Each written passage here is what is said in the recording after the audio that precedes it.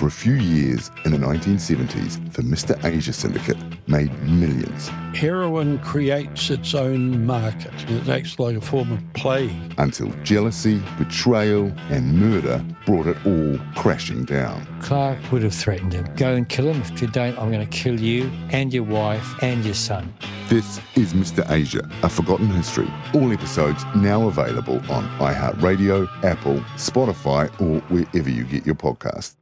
You're listening to the Weekend Sport Podcast with Jason Pine from News Talk ZB.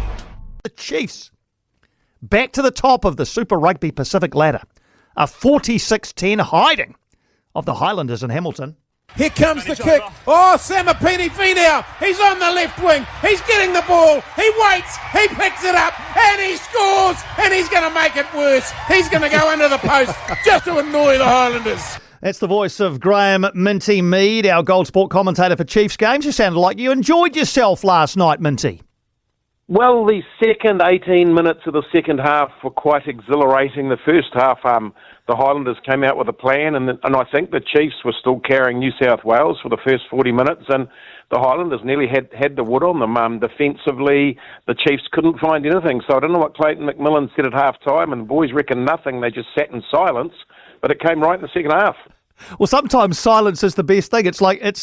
They probably knew Clayton McMillan was extremely disappointed with them. Rather than rant and rave and throw things around the changing room, he probably just let them sit there and stew. And as you say, Minty, it was certainly a very different second half. What did you see different from the Chiefs in the second half?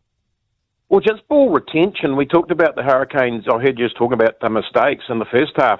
The Chiefs were mistake-ridden. They weren't protecting possession. They weren't putting two or three around the rucks and walls, and the Highlanders really had a plan to actually knock them back off their feet, and it was a solid defence. But in the second half, they started to realise their skill.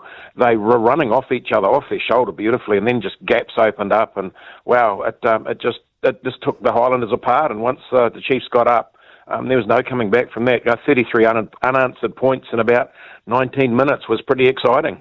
I want to ask about a couple of players specifically, Minty. First is Quinn Tupaia, who we know had that long-term injury but is back and has started the majority of matches at second five for the Chiefs this season. How do you assess his performances, and is he back in that All Blacks frame? I think he's got to be Piney. Gordy and I had a good yarn about it last night. He negated Tavatava Nawai. That was a great battle there, but he's doing a lot of carrying first off the ruck and the maul and the scrum.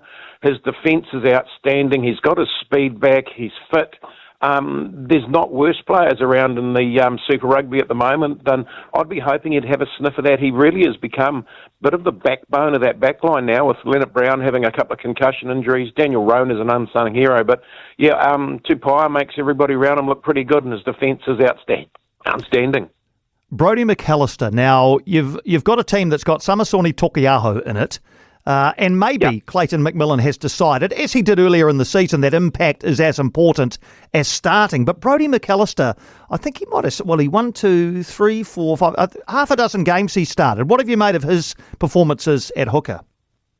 Well, I think he's come up here, and KJ caught up with him last night. He sort of reinvented himself. He said new surroundings, new people, new challenges, and the fact you've also got the other one you missed, you've got Slater sitting there as well. There's three starting hookers at the Chiefs in Super Rugby, and competition makes for better play, and Takiaho's coming on. I think he's a bit ropey. He's not starting, but by jingers, I wouldn't mind having a bench that the Chiefs have got coming on every week.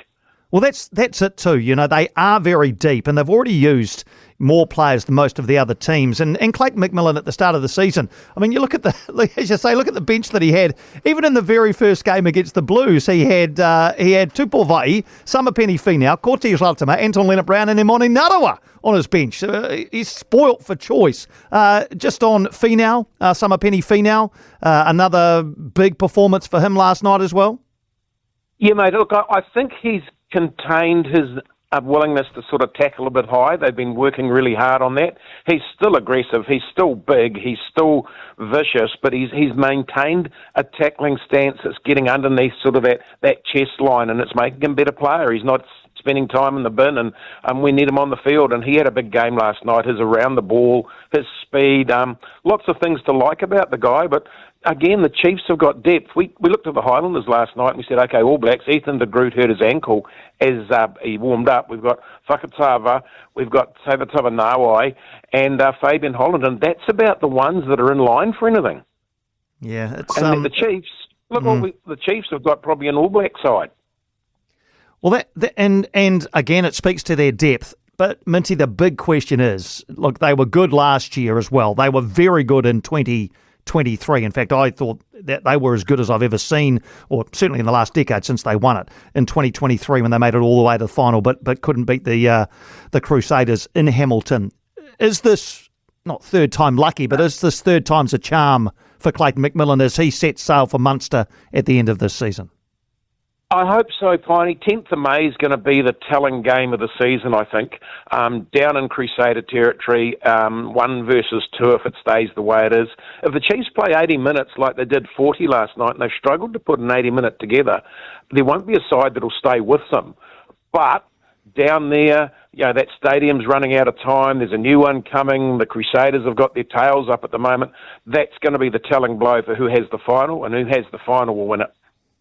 All right, Minty. Well, enjoyed your call last night. I was flicking between television, radio and all sorts of other bits and pieces. Loved your highlights that I listened to this morning as well. The enthusiasm and energy you bring. So thank you for your commentary. Thank you for joining us on Easter Sunday, mate. Enjoy the rest of your weekend. Not a problem, mate. I will say one thing. Steve Gordon came and commentated with me last night. He tore his bicep on his left arm 2 days ago, and it was strapped up. The poor beggar could hardly walk, and he still turns up to play rugby. Is that tough?